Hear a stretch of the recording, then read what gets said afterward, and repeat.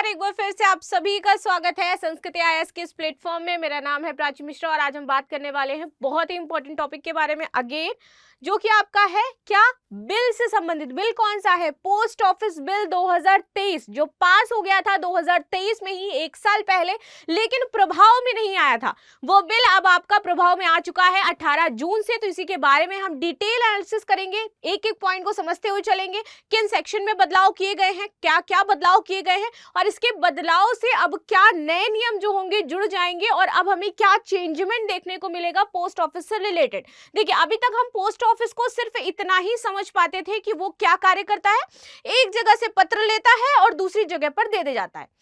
Post office को यह भी कहा जाता है कि हमारा लास्ट माइल कनेक्शन होता है, यानी कि दूर दूर गांव दराज तक एक ही साधन है पोस्ट ऑफिस के माध्यम से पत्र पहुंचाना। ठीक है, क्योंकि कनेक्टिविटी कोई नहीं होती है, लेकिन पोस्ट ऑफिस हमें लास्ट माइल गांव तक की भी कनेक्टिविटी प्रोवाइड करवाता है। लेकिन अब इसकी परिभाषा में भी परिवर्तन हुआ है थोड़ा सा, वो भी हमें समझेंगे कि क्या क्या इंपॉर्टेंट इसमें चेंजमेंट है। तो चलिए शुरुआत कर लेते हैं आज के लेक्चर की। इससे पहले आपके लिए सूचना ये है कि हमारा जो नया बैच है वो शुरू हो रहा है 28 जून से दिल्ली मुखर्जी नगर में। तो जो भी बच्चे एनरोलमेंट लेना चाहते हैं संपर्क कर सकते हैं। चलिए आ जाते हैं। अब ये न्यूज क्या थी? तो न्यूज थी new postal law, post office act 2023 comes into effect enhancing ease of living। तो ये जो आपका पोस्ट ऑफिस एक्ट 2023 है, अब आपका क्या है, आ चुका है, पूरी तरीके से कानून बन चुका है।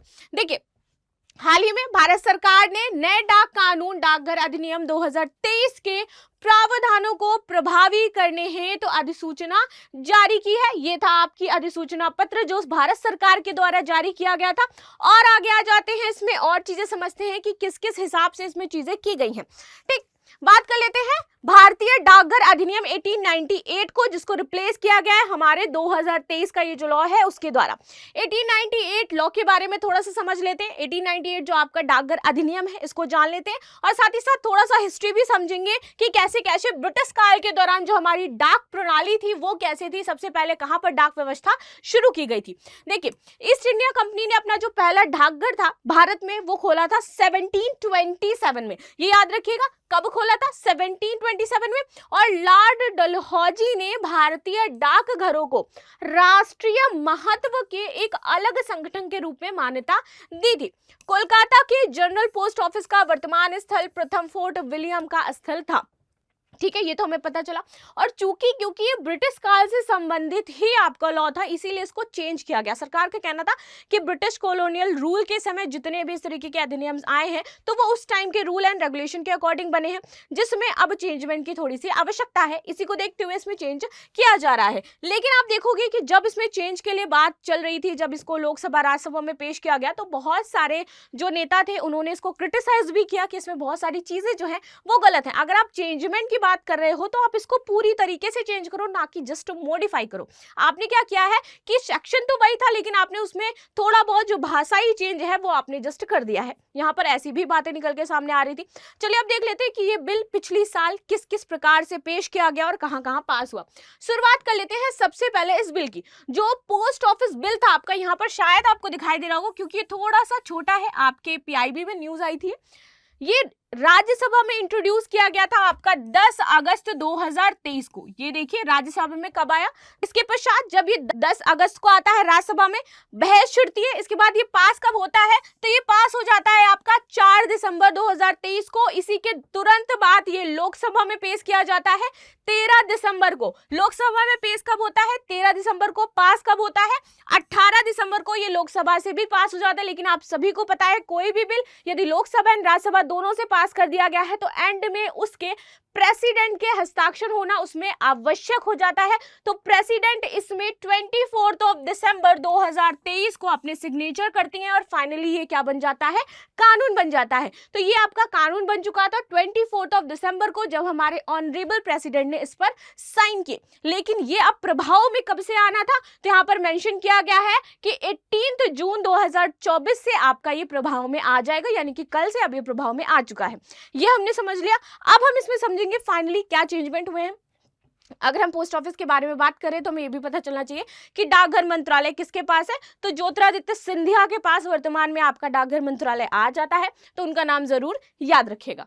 चलिए अब बात कर लेते हैं डाकघर अधिनियम 2023 की यात्रा। वो हम आपको बता चुके हैं कि यात्रा कैसे कैसे रही, कहां कहां से ये पास हो गया। आगे बात कर लेते हैं हम डाकघर अधिनियम 2023 का उद्देश्य। देखिए अभी तक जितने भी प्राइवेट डाकघर थे वो किसी भी तरीके से सरकारी रूप में रेगुलेट नहीं हो रहे थे, सरकार उसको रेगुलेट नहीं कर रही थी, ना ही सरकार के अंतर्गत आते थे। लेकिन अब सरकार ने एक बहुत अच्छा चेंजमेंट किया है, जो अभी आप प्राइवेट कोरियर सर्विसेज यूज करते हो ये अब सरकार के रेगुलेशन में है, सरकार अब इनको देखेगी और ये बहुत ही बड़ा और अच्छा चेंजमेंट किया गया है सरकार के द्वारा।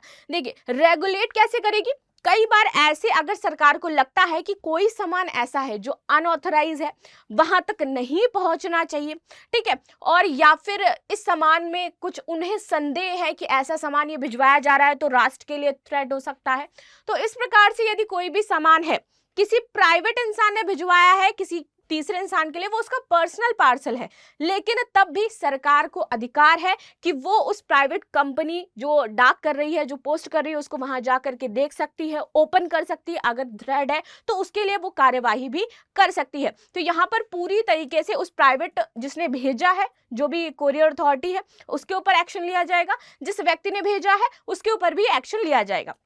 साथ ही साथ इसका सेक्शन 9, ये जो नया आपका आया है, कौन सा, डाकघर अधिनियम 2023 का सेक्शन 9 है एक, वो ये बताता है कि जितने भी ऑफिशियल्स हैं अब उनको ये अथॉरिटी दे दी गई है कि अगर पोस्ट ऑफिस से कोई सामान पोस्ट किया जा रहा है, सबसे पहले तो उसको वो खोल के देख सकते हैं। नेशनल थ्रेट की बात यदि है तो वो पूरी तरीके से ओपन करके देखेंगे, जांच करेंगे, सारी चीजें करेंगे। साथ ही साथ सेक्शन 10 को लेकर के यहाँ पर विवाद था, 9 और 10 दोनों को लेकर के, क्योंकि यहाँ पर एक प्राइवेसी की बात की जा रही थी कि कई बार सामान कोई भेज रहा है तो उसकी अपनी प्राइवेसी है, आप उसको ऐसे खोल करके नहीं दे सकते, क्या पता कि वहां पर आप सामान देख रहे हो उसमें कुछ भी ना निकले। लेकिन सरकार का कहना है यदि थ्रेड की बात आ रही है, यदि कोई ऐसी चीज है, संदिग्धपूर्ण चीज है, तो अवश्य यहाँ पर ऑफिशियल्स जितने भी हैं पोस्ट ऑफिस में वो ओपन करके उसको देख सकते हैं। सरकार ने यह अधिकार अब उनको सेक्शन 9 के तहत दे दिया है। साथ ही साथ इसी सेक्शन पर विवाद भी था जब राज्यसभा और लोकसभा में बिल आपका पेश किया गया था। अगेन सेक्शन 10 में ये बात कही गई है कि अब जितने भी पोस्ट ऑफिस में ऑफिसर्स हैं उनकी लाइबिलिटी खत्म कर दी गई है। और कहीं ना कहीं मुझे ये सेक्शन की जो 10 की जो बात है वो सही नहीं लगी, शायद आप भी इससे कोऑर्डिनेट कर पाओ, लेकिन सरकार ने क्या तर्क दिया है वो भी मैं आपको बताऊंगी। सरकार का कहना है कि जब प्राइवेट कोरियर से आप भेजते हो, जैसे वो उस प्रकार की लाइबिलिटी नहीं लेते, उनका बस ये रहता है कि वो पहुंचा देंगे, ठीक है। लेकिन सेक्शन 10 के तहत यहाँ पे कहा गया है कि जो लाइबिलिटी है, अगर आपका सामान टूट रहा है, फूट रहा है, खो गया है, चोरी हो गया है, इस तरीके की कोई भी लाइबिलिटी आप पोस्ट ऑफिसर के, जो पोस्ट ऑफिस के ऑफिसर्स हैं उनकी नहीं रहेगी। आप उन पर क्लेम नहीं कर सकते हो, आप उन पर लाइबिलिटी के तौर पर ये नहीं कह सकते कि आपकी वजह से ये सामान ऐसा हुआ है। तो सेक्शन 10 के तहत ये बात कही गई है, लाइबिलिटी हटा दी गई है पोस्ट ऑफिस की पूरी तरीके से। आपका सामान है, आपकी जिम्मेदारी है, आपका दायित्व है, आप उसे देखिए, ठीक है। तो यहाँ पर ये एक जो सेक्शन है इसको लेकर के विवाद हुआ, और कहीं ना कहीं मुझे इस सेक्शन में पर्सनल प्रॉब्लम ऐसी लग रही कि अगर आप किसी को लायबिलिटी नहीं दोगे तो वो सामान की रक्षा भी नहीं करेगा, सुरक्षा भी नहीं करेगा, ठीक है। तो हम कोई ऐसा सामान भेजते हैं जो वाकई कोई डॉक्यूमेंट है, अगर वो खो जाएगा तो किसी एक पर्टिकुलर व्यक्ति का बहुत ज्यादा लॉस हो सकता है, और उस लॉस के लिए कोई भी व्यक्ति जिम्मेदार अगर वहां पर नहीं है तो ये तो एक गलत बात है ना, कि यहाँ पर हम लायबिलिटी ही नहीं ले रहे हैं। पता चला मेरा कोई डॉक्यूमेंट है पर्सनल, मेरा पेपर का डॉक्यूमेंट है, या फिर मेरा मान लीजिए ज्वाइनिंग लेटर आ रहा है, वो कहीं इधर उधर गुम हो गया, मोस्ट ऑफ द केसेस में तो बिल्कुल भी नहीं होता, 99.9% में मैं देख रही हूँ नहीं होगा, लेकिन 1% अगर वो हो गया देन लाइबिलिटी किसकी है, गवर्नमेंट की होनी चाहिए, ऑफिशियल्स की वहां पर होनी चाहिए। सामान खो रहा है, जा रहा है, इसमें क्या है, आप तो नहीं देख रहे हो ना, आपने तो लाइबिलिटी ही हटा दी है। अगेन इसमें सेक्शन 4 एक और है, मैं बता देती हूँ किन किन सेक्शन को लेकर के विवाद था। एक तो सेक्शन 9 को लेकर के विवाद था जो मैंने बताया, एक मिनट मेरी राइटिंग ज्यादा अच्छी हो गई है थोड़ी, सेक्शन 9 को लेकर के विवाद था। दूसरा सेक्शन 10 को लेकर के विवाद था।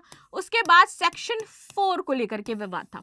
सेक्शन 4 को लेकर के विवाद इसलिए था कि पोस्टमैन यदि आपके घर पहुंच रहा है, कोई डॉक्यूमेंट है, कुछ देना है, उसको कोई चार्ज है, ठीक है, और वो चार्ज यदि आपको पे नहीं कर रहा है तो यहाँ पर आपका जो लैंड प्रिजर्वेशन एक्ट के तहत, रेवेन्यू एक्ट के तहत जो आप पर चार्जेस लगते हैं वो सारे लगाए जाएंगे। ठीक है, आपको वो पैसा जो बनता है वो उसको देना ही पड़ेगा, आप उसको लेकर के झगड़ा नहीं कर सकते हो, आप ये नहीं कह सकते हो कि इतना चार्जेस क्यों है, क्या है, किस प्रकार से है।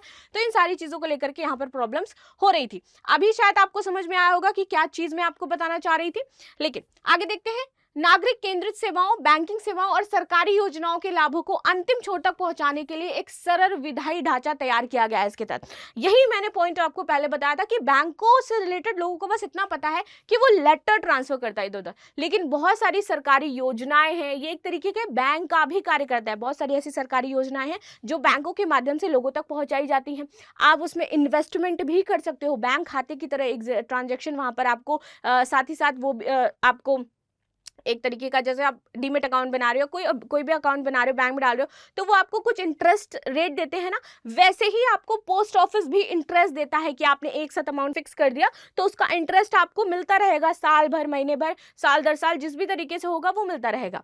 ठीक है, और इसी को देखते हुए सरकार ने बोला कि अब क्या करना है, हमें इसे थोड़ा सा रेगुलेट करना है और लोगों तक ये बात पहुंचानी है कि ये सिर्फ पोस्ट ऑफिस नहीं है, यहाँ पर आपकी बैंकिंग सेवाएं भी दी जाती हैं, आपको नागरिक केंद्रित सेवाएं भी यहाँ पर प्रदान की जाती हैं, सरकारी योजनाओं के जो लाभ हैं वो भी अंतिम छोर तक आपको पोस्ट ऑफिस के द्वारा पहुंचाए जाते हैं। एक तरीके की बैंक का ये कार्य करता है। ठीक, चलिए आगे बढ़ जाते हैं। सेक्शंस मैंने बता दिए हैं। डाकघर अधिनियम 2023 के प्रावधान क्या है, तो भारतीय डाक विभाग का प्रमुख महानिदेशक डाक सेवाएं नियुक्त किया गया है, यहाँ पर नियुक्त किया जाएगा, अब वो महानिदेशक होगा इसका। डीजीपीएस को सेवाओं के लिए शुल्क, बिक्री, डाक टिकटों की आपूर्ति जैसे मामलों पर नियम बनाने की शक्ति होगी। वो क्या करेगा, इससे संबंधित नियम बनाएगा, जो आपूर्ति है उनको देखेगा। साथ ही साथ डाक सामग्री को रोकने संबंधी यहाँ पर जो शक्तियां दी गई हैं जिनके बारे में बात करी थी। यदि उसे लगता है कि कोई भी ऐसी संदिग्ध वस्तु है, व्यक्ति है जो राज्य की सुरक्षा को थ्रेट पहुंचा सकती है, सार्वजनिक व्यवस्था को वो तोड़ सकती है, विदेशी राज्यों के साथ मैत्रीपूर्ण संबंध को वो खराब कर सकती है, इस तरह की कोई भी चीजें होंगी सुरक्षा में शामिल है तो वो उसको रोक सकता है, खोल करके चेक कर सकता है। इस अधिनियम के अनुसार डाकघर अपनी सेवाओं के संबंध में कोई दायित्व वहन नहीं करेगा, और यही दायित्व था जो सेक्शन 10 के अंतर्गत आ रहा था, इसकी बात की गई थी। और यहाँ पर कोई दंडात्मक प्रावधान भी नहीं है कि उसको इसके लिए कोई पेनल्टी लगेगी, कोई पेनल्टी देनी पड़ेगी, वो कुछ भी नहीं है, ऐसा कोई दंडात्मक प्रावधान नहीं है, वो उसको हटा दिया गया है। और इसी वजह से यहाँ पर आप देखोगे कि बहुत बार इस बिल में कुछ कुछ सेक्शंस को लेकर के बहुत ज्यादा विवाद भी छिड़ा था कि आपने लाइबिलिटीज हटा दी है पोस्ट ऑफिस की जो होनी चाहिए। ठीक है, तो ये तो रहा था टॉपिक आज जो आपने पढ़ा। आई होप आपको समझ में आया होगा क्या चेंजमेंट हुए, क्या नए प्रावधान आए हैं। इसी के साथ आपके 3 नए और कानून भी आने वाले हैं जल्द ही, जो 1 जुलाई से आपके प्रभाव में आएंगे। वो 3 नए कानून मैं आपको पढ़ाऊंगी नेक्स्ट लेक्चर में। तो मिलते हैं नेक्स्ट क्लास में, तब तक के लिए धन्यवाद। लाइक शेयर सब्सक्राइब करना बिल्कुल ही ना भूलें, और साथ ही साथ आपके जो मत हैं वो भी देना बिल्कुल भी ना भूलें। Thank you.